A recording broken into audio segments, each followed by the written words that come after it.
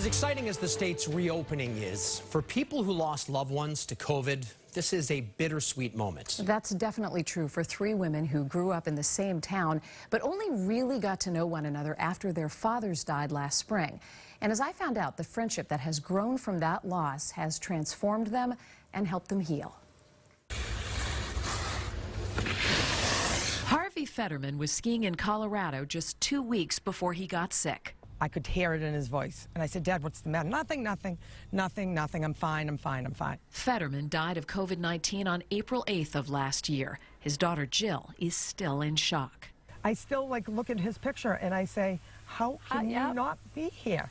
Lisa Mazerol's father, David Post, got sick at about the same time. He walked into the ambulance by himself, holding his Kindle. There was no way any of us knew that he wasn't coming home.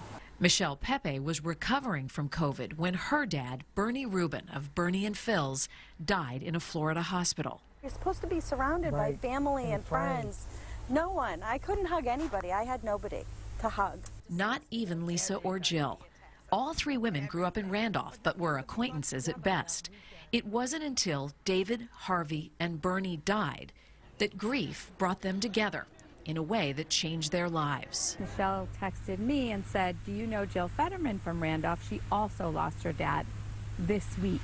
Within 9 days. 9 days. Yes, and I said, oh, wow, no. And she said, okay, do you mind if we Have a group start text. a group text? Through tears and hundreds of text messages, they bonded. When they finally met in October for a weekend on Cape Cod, their friendship was more like sisterhood. Without these two girls, we would be lost. We don't have to even bring up our dads. We just know that whatever I'm feeling, they're feeling the Right, same way. exactly. How does your relationship make the healing possible?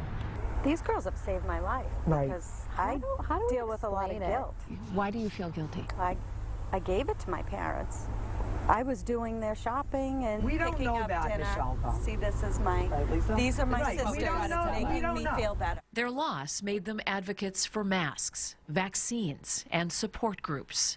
Nobody gets it until you go through it. And I don't want anybody else to have to go through. Now they're becoming activists, calling on state and government leaders to create a national COVID Memorial Day on March 1st, a way to pay tribute to everyone who's died of the virus. We're trying to make our dads proud. And if we can somehow make a positive out of that, the silver lining, it's to try to change the world a little bit.